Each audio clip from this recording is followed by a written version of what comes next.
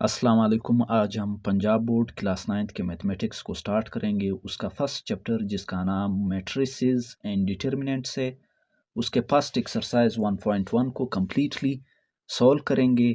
इस चैप्टर में हम मैट्रिसेस के बारे में पढ़ेंगे कि मैट्रिक्स होता क्या है, मैट्रिक्स के डिफरेंट टाइप्स कौन कौन से होते हैं, और मैट्रिसेस की एडिशन कैसी की जाती है, सब्ट्रैक्शन कैसी की जाती है, और मल्टीप्लिकेशन कैसी की जाती है। एंड देन लास्ट में हम साइमल्टेनियस लीनियर इक्वेशन को मैट्रिसेस के थ्रू कैसे सॉल्व करते हैं। तो चले शुरू करते हैं। आज हमारे पास फर्स्ट एक्सरसाइज है, एक्सरसाइज 1.1। इसके पूरे क्वेश्चन आप स्क्रीन पे भी देख रहे होंगे, मैंने उतारे हैं। इस पूरे एक्सरसाइज को सोल्व करेंगे 1 बाय 1। इस एक्सरसाइज को शुरू करने से पहले हमारे पास चंद कॉन्सेप्ट्स हैं जो इस एक्सरसाइज से रिलेटेड हैं। पहले वो सीखेंगे कि मैट्रिक्स क्या होता है, फिर ऑर्डर सीखेंगे, देन ये क्वेश्चंस सॉल्व करेंगे। तो पहला कॉन्सेप्ट हमारे पास है मैट्रिक्स। मैट्रिक्स होता क्या है? The rectangular arrangement of a numbers enclosed by a pair of square brackets is called matrix. Matrix basically एक तरतीब है। कैसा तरतीब है? रेक्टेंगुलर तरतीब है नंबर्स का जो बंद होता है स्क्वायर ब्रैकेट्स में, इसे मैट्रिक्स कहा जाता है। मैट्रिक्स एक रेक्टेंगुलर तरतीब है नंबर्स का जो पेयर ऑफ स्क्वायर ब्रैकेट्स में बंद होता है, यानी स्क्वायर ब्रैकेट्स का एक पेयर होता है, एक इस साइड से एक इस साइड से। तो मैट्रिक्स जो है ये एक तरतीब है नंबर्स का। कैसा तरतीब है? रेक्टेंगुलर तरतीब है जो पेयर ऑफ स्क्वायर ब्रैकेट्स में बंद होता है, इसे मैट्रिक्स कहा जाता है। मैट्रिक्स का नाम हमेशा कैपिटल लेटर से हम देते हैं, ए से लेकर जेड तक, कोई रिस्ट्रिक्शन नहीं, आप कोई भी अल्फ़ाबेट दे सकते हैं लेकिन वो कैपिटल होगा। तो मैट्रिक्स का आइडिया जो है, द आइडिया ऑफ मैट्रिसेस, अच्छा यहाँ पे मैंने लफ्ज़ लिखा है मैट्रिसेस, तो याद रखें मैट्रिसेस जो है ये मैट्रिक्स का प्लुरल फॉर्म है। जिस तरह ये सिंगुलर है मैट्रिक्स, मैट्रिसेस प्लुरल है। एक को हम मैट्रिक्स कहेंगे, एक से ज्यादा होंगे तो मैट्रिसेस उसे कहा जाएगा। मैट्रिसेस का जो आइडिया है ये हमें एक इंग्लिश मैथमेटिशियन जिसका नाम आर्थर कियाले है उसने दिया था। मैट्रिक्स का जो यूज है ये कंप्यूटर साइंस में बहुत इंपॉर्टेंट रोल प्ले करता है।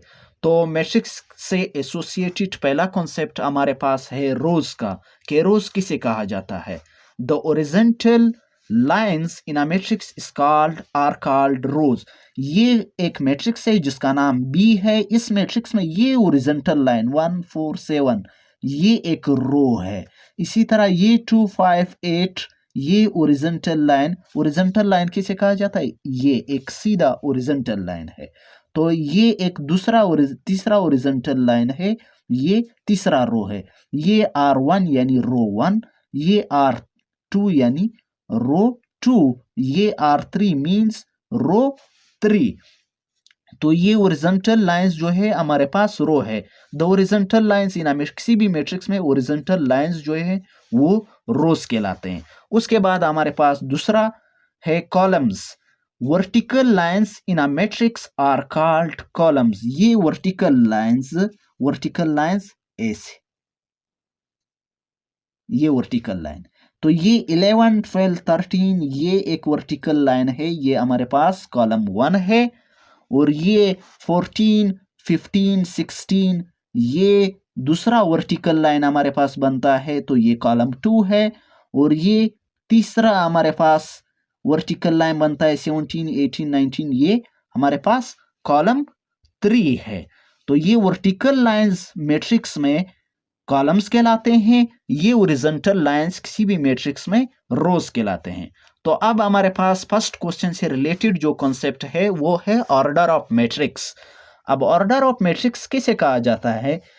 कॉलम और किसी भी मैट्रिक्स में रो और कॉलम्स की तादाद को ऑर्डर कहा जाता है। किसी भी मैट्रिक्स में रो और कॉलम की तादाद को ऑर्डर ऑफ मैट्रिक्स कहा जाता है।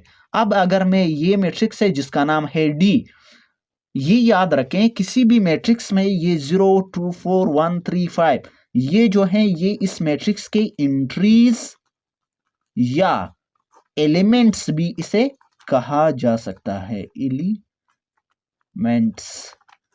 आप इसे एंट्रीज कहें या एलिमेंट्स कहें, दोनों कह सकते हैं।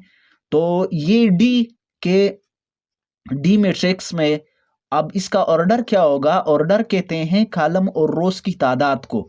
तो इसका ऑर्डर मैंने पहले रोज की तादाद बतानी है। रो इसमें कितने, एक हॉरिजॉन्टल लाइन बन रहा है और ये दूसरा हॉरिजॉन्टल लाइन बन रहा है, तो दो रोज हैं। फिर आपने डैश लगाकर, इसको आइपन कहा जाता है, फिर बाई लिख करके फिर दूसरा आइपन लगाकर अब आपने कॉलम्स की तादाद बतानी। इसमें कॉलम्स कितने, देखिए एक वर्टिकल लाइन ये 0 1 का बनता है, एक ये 2 3 का बनता है, एक ये 4 5 का तीसरा बनता है। तो 3 कॉलम्स हैं। रो हॉरिजॉन्टल लाइन सिर्फ और सिर्फ 2 बन रहे थे।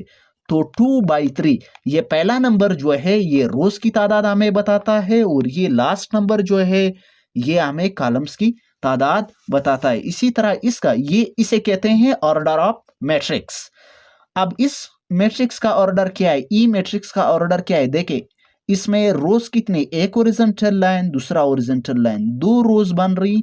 फिर आपने आइपन लगाकर, आइपन इस डैश को कहते हैं, बाई लिख करके फिर आइपन लगाकर उसके बाद कॉलम्स कितने, ये देखे 1 2 एक वर्टिकल लाइन, 3 4 दूसरा वर्टिकल लाइन, तो इसमें 2 कॉलम्स बनते हैं। तो इसका जो ऑर्डर है वो 2/2 है। अब हम एक्सरसाइज की तरफ चलते हैं और एक्सरसाइज का फर्स्ट क्वेश्चन सोल्व करते हैं, एंड देन लास्ट में हम इक्वल मैट्रिसेस का कॉन्सेप्ट देखते हैं। अब एक्सरसाइज 1.1 में फर्स्ट क्वेश्चन में हमें कहा जा रहा है कि find the order of the following matrices. ये दर्जझेल कहते हैं ये दिए गए हुए मैट्रिसेस जो हैं इनका ऑर्डर बताए। ऑर्डर मींस रो और कॉलम की तादाद हमें मालूम करके, फाइंड मींस मालूम करके दे दें। तो मैं फर्स्ट क्वेश्चन में लिखता हूं सॉल्यूशन। इस सॉल्यूशन के बाद आपने दोबारा इसी क्वेश्चन को उतारना है। 2 - 5 3 6। उसके बाद आपने लिखना है ऑर्डर ऑफ ए। इस मैट्रिक्स का नाम ए है। ऑर्डर ऑफ ए इज, अब आपने ऑर्डर बताना है पहले रो की तादाद। रो इसमें कितने हॉरिजॉन्टल लाइंस बन सकते हैं? देखिए 2 3 एक हॉरिजॉन्टल लाइन, -5 और 6 दूसरा हॉरिजॉन्टल लाइन, तो 2 रोज बनती हैं। फिर आपने आइपन लगाकर बाई, फिर आइपन लगाकर अब रो की तादाद, कॉलम की तादाद बताना है। कॉलम कितने बन सकते हैं? देखिए ये एक 2 और 5 का एक वर्टिकल लाइन, 3 और 6 का दूसरा वर्टिकल लाइन, तो 2 कॉलम बनते हैं। तो इसका ऑर्डर है 2/2। इसके बाद बी क्वेश्चन को देखें। आपने लिखना है सॉल्यूशन। सॉल्यूशन के बाद आप लिखेंगे ऑर्डर ऑफ बी इज, मेरे पास स्पेस नहीं तो मैं नीचे लिखता हूं। इसमें कितनी रोज बन सकती हैं? देखिए 2 0 एक रो, एक हॉरिजॉन्टल लाइन, 3 और 5 दूसरा हॉरिजॉन्टल लाइन, तो 2 रो बन रही बाई, फिर आपने उसके बाद कॉलम्स की तादाद 2 और 3 एक वर्टिकल लाइन, 0 और 5 दूसरा वर्टिकल लाइन, तो इसका ऑर्डर भी 2/2 है। अब आपने सी का बताना है सॉल्यूशन। आपने लिखना है ऑर्डर ऑफ सी इज, क्या है इसमें कितनी रो बन सकती हैं? देखिए 2 और 4 एक ही रो, एक ही हॉरिजॉन्टल लाइन बन सकता है, तो 1 बाई, अब कॉलम्स कितने बन सकते हैं? देखिए एक वर्टिकल लाइन 2 का और 4 का दूसरा वर्टिकल लाइन 2 बन सकते हैं। आपने ये लाइनें नहीं लगानी है, मैं सिर्फ और सिर्फ समझाने के लिए। तो इसमें एक रो और 2 कॉलम बन रही। इसमें इस क्वेश्चन में आप देखें ऑर्डर ऑफ डी इज, कितने रोज बन सकती हैं? देखिए एक हॉरिजॉन्टल लाइन, दूसरा हॉरिजॉन्टल लाइन, और ये 6 तीसरा हॉरिजॉन्टल लाइन, तो 3 रो बन रही। फिर उसके बाद कॉलम्स कितने बन रहे हैं? देखिए 4 0 6 एक ही वर्टिकल लाइन बन रहा है, तो एक ही कॉलम है। 3/1 इसका ऑर्डर है। अब ई में देखें, ई में क्या ऑर्डर बन रहा है? इसमें कितनी रोज हैं? आपने लिखना है ऑर्डर ऑफ ई इज, देखिए इसमें रोज कितनी, ए डी एक रो, बी ई दूसरा रो, सी एफ तीसरा रो, तो 3 रो बाई कॉलम्स कितनी, ए बी सी एक कॉलम, डी ई एफ दूसरा वर्टिकल लाइन मींस यानी दूसरा कॉलम, तो 3/2, 3 रोज हैं और 2 कॉलम्स है। इसमें देखें इसमें कितनी रोज हैं, एक ही हॉरिजॉन्टल लाइन ऐसे बन सकता है और इसमें एक ही रो है। कॉलम्स कितनी है, आपने लिखना है order of F is, space का मैं नीचे लिखता हूं, रोज कितनी, एक, बाई कॉलम कितने बन सकते हैं, एक ही कॉलम तो बन सकता है, एक ही वर्टिकल लाइन बन सकता है, तो 1/1। अब इसी तरह इस लास्ट को, सेकंड लास्ट क्वेश्चन को देखें, मैं इसका डायरेक्ट आपने सोल्यूशन लिखना है, सोल्यूशन के बाद दोबारा आपने सब में क्वेश्चन उतारना है। मेरे पास स्पेस नहीं है, इस वजह से मैं, ताकि वीडियो की लेंथ भी ना बढ़े, इसी वजह से मैं इसको डायरेक्ट सॉल्व कर रहा हूं।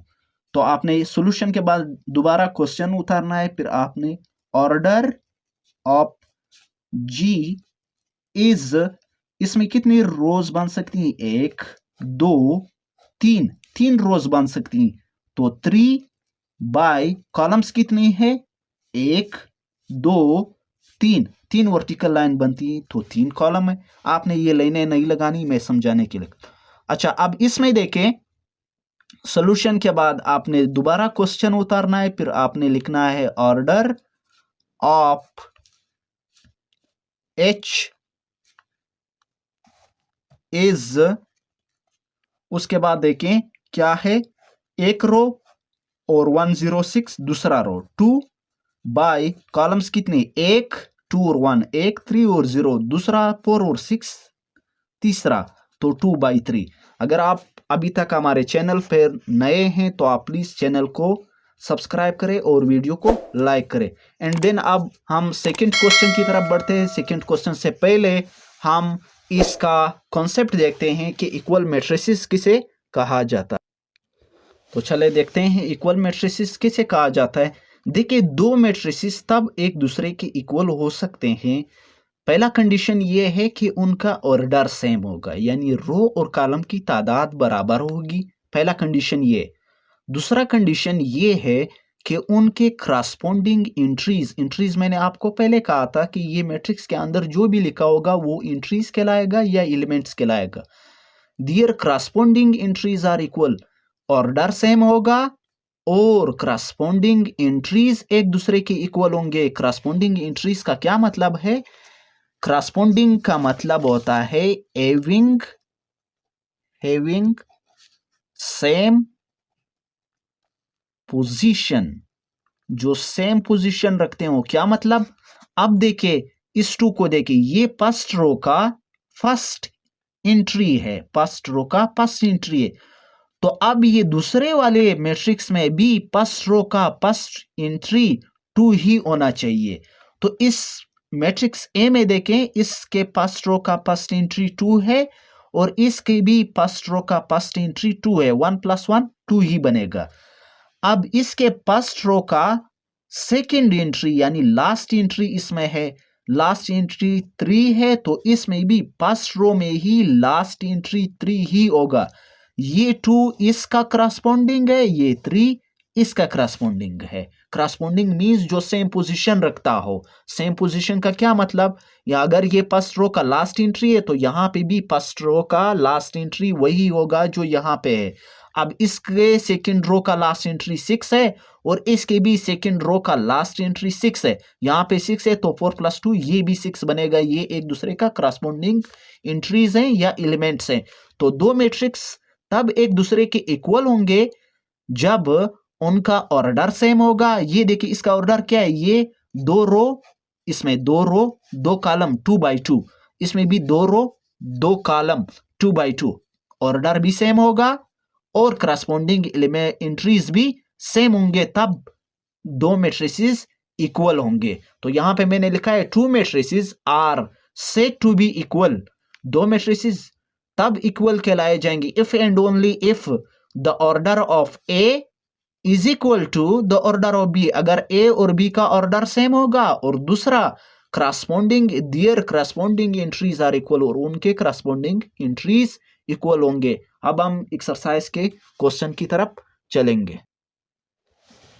तो इस क्वेश्चन में हमसे कहा जा रहा है which of the following matrices are equal, इनमें से कौन से मैट्रिसेस जो हैं वो ये दर्ज झेल दिए गए जो मैट्रिसेस हैं इनमें से कौन से इक्वल हैं।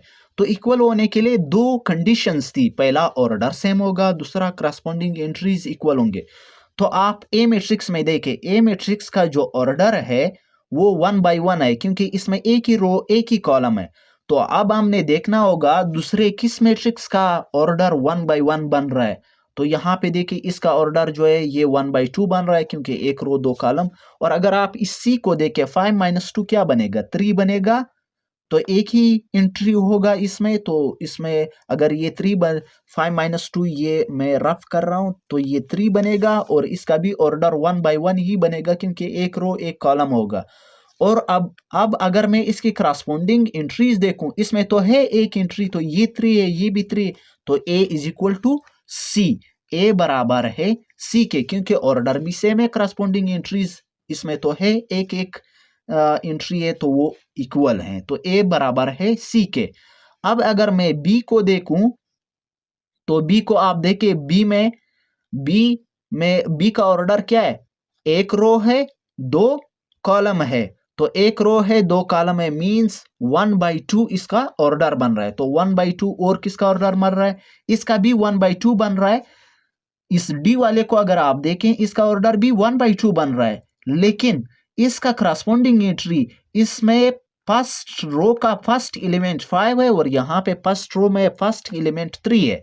तो ये फिर एक कंडीशन तो सेटिस्फाई कर रहे हैं, ऑर्डर तो सेम है, लेकिन करस्पॉन्डिंग एंट्रीज यहाँ पे अरेंजमेंट तरतीब अलग है। यहाँ पे 3 फर्स्ट है, यहाँ पे 3 लास्ट है, यहाँ पे 5 लास्ट है, यहाँ पे फर्स्ट है। तो फर्स्ट रो का फर्स्ट एलिमेंट करस्पॉन्डिंग एंट्रीज वहां पे 3 यहाँ पे 5 है, तो ये तो इसके इक्वल नहीं हो सकता। अब अगर हम आई को देखें, आई में आप देखें इसका फर्स्ट एंट्री 3 है, इसका ऑर्डर भी 1 बाई 2 ही बन रहा है, एक रो दो कॉलम। और सेकेंड एंट्री को देखें 3 प्लस 2 5 ई बनेगा और इसका भी 5 है, तो बी बराबर है आई के, बी बराबर है आई के। और डी में अगर देखा जाए, अब डी को देखें इसका 1 बाई 2 तो बन रहा है, अब 1 बाई 2 ये हो गया ये हो गया ये हो गया और ये हो गया। बाकी जितने भी आपके पास मैट्रिसेस रह गए, कोई भी मैट्रिक्स ऐसा नहीं है जिसका ऑर्डर 1 बाई 2 हो। इसका 1 बाई 2 है, इसका सॉरी 2 बाई 1 है क्योंकि दो रो, पहले तो रो की ऑर्डर हमने लिखनी, तो इसमें 2 बाई 1 है, ये 1 बाई 2 है, तो ये तो इसके साथ हो ही नहीं सकता। और इन सब का किसी का भी ऑर्डर, अब जो बचे गए मैट्रिसेस हैं किसी का भी 1 बाई 2 नहीं है, तो ये डी किसी के भी इक्वल नहीं। अब ई को देखें, ई का तो जाहिर है, यहाँ पे एच को देखें तो ऑर्डर भी सेम है 1 बाई 2 2 बाई 2 सॉरी 2 बाई 2, दो रो दो कॉलम, इसका भी 2 बाई 2 है, तो ये ई एच के बराबर है। लेकिन अगर हम जे को देखें, जे का भी ऑर्डर 2 बाई 2 है और 2 प्लस 2 4, 2 माइनस 2 0, 2 प्लस 4 6, 2 प्लस 0 2, तो ये जे एच ई ये तीनों एक दूसरे के इक्वल है। तो ई बराबर है एच के और एच बराबर है जे के, ये तीनों एक दूसरे के इक्वल है। तो ये 3 बी हो गए। अब हमारे पास एफ को देखे, डी तो किसी के भी इक्वल नहीं था। एफ को देखे, एफ का ऑर्डर है 2 बाई 1 और इस जी को देखे इसका भी ऑर्डर है 2 बाई 1 क्योंकि इसमें एक दो रो है और एक ही कॉलम है। ये तो प्लस हो रहे हैं, ये अलग अलग एलिमेंट्स नहीं, ये प्लस या माइनस होकर के एक ही कॉलम बनाएंगे। ये भी 2 प्लस 2 2 और 6 बन रहे हैं, 3 माइनस 1 2 बनेगा, 3 प्लस 3 6 बनेगा, तो इसका भी 2 और 6 है। करस्पॉन्डिंग एलिमेंट्स भी सेम है, ऑर्डर भी इसका 2 बाई 1 है, इसका भी 2 बाई 1 है, तो एफ बराबर है जे के। तो इसके साथ हमारे पास ये क्वेश्चन भी सॉल्व हो गया, एच और आई और जे तो हो गए, तो एफ बराबर है जे के। अब हम लास्ट क्वेश्चन की तरफ जाएंगे और लास्ट क्वेश्चन में अब तक अगर आपने चैनल को सब्सक्राइब नहीं किया, वीडियो को लाइक नहीं किया, तो काइंडली वीडियो को लाइक और चैनल को सब्सक्राइब करें। अब हमारे पास लास्ट क्वेश्चन है, find the values of A B C and D which satisfy the matrix equation. अब हमने इसमें ए बी सी और डी की वैल्यूज को फाइंड आउट करनी है, मालूम करनी है। तो हम कैसे मालूम करेंगे, देखिए अगर ये दो मैट्रिसेस को इन्होंने इक्वेट किया हुआ है यानी बराबर रखा हुआ है, तो इसका मतलब ये है कि इनका ऑर्डर सेम है। तो ऑर्डर सेम होगा तो ये एक दूसरे के इक्वल होंगे, और करस्पॉन्डिंग एलिमेंट्स भी एक दूसरे के इक्वल होंगे, तो तब ही तो मैट्रिक्स इक्वल कहलाएंगे। तो इट मींस इनका ऑर्डर भी सेम है और करस्पॉन्डिंग एलिमेंट्स भी सेम है। तो इसका फर्स्ट एलिमेंट इस रो का फर्स्ट एलिमेंट इस रो के फर्स्ट एलिमेंट के तो इक्वल मैं कह सकता हूं, क्योंकि इक्वल मैट्रिसेस हैं। तो मैं कहूंगा a प्लस सी बराबर है 0 के। सोल्यूशन के बाद आपने दोबारा क्वेश्चन लिखना है, फिर उसके बाद ये स्टेप करना है। मेरे पास स्पेस कम है और वीडियो की लेंथ ना बढ़े, तो a प्लस सी बराबर है 0 के। इसको मैं फर्स्ट इक्वेशन कहूंगा। a प्लस 2b यानी इसी रो का लास्ट एलिमेंट इस यहां पे भी फर्स्ट रो के लास्ट एलिमेंट के इक्वल होगा -7 के, तो इसको मैं सेकेंड इक्वेशन कहूंगा। और यहाँ पे सेकेंड रो का फर्स्ट एलिमेंट c-1 यहाँ पे भी सेकेंड रो के फर्स्ट एलिमेंट के इक्वल होगा 3 के, तो इसको मैं थर्ड इक्वेशन कहूंगा। और 4d लास्ट सेकेंड रो का लास्ट एलिमेंट 4d-6 यहाँ भी सेकेंड रो के लास्ट एलिमेंट के इक्वल होगा 2d, तो इसको मैं इक्वेशन नंबर 4 कहूंगा। अब अगर आप देखें तो थर्ड इक्वेशन से फ्रॉम इक्वेशन 3, अगर मैं इक्वेशन 3 से देखूं तो इक्वेशन 3 में क्या है, c-1 बराबर है 3 के। अगर मैं यहां से मैं c की वैल्यू निकालूंगा, ये यहां पे माइनस हो रहा है 1, तो यहां पे आके इक्वल की इस साइड पे, अगर इक्वल की इस साइड पे कोई चीज माइनस उस साइड पे जाके प्लस हो जाएगा। तो c बराबर है 3 + 1, ये आ जाएगा 4। c बराबर है 4 के।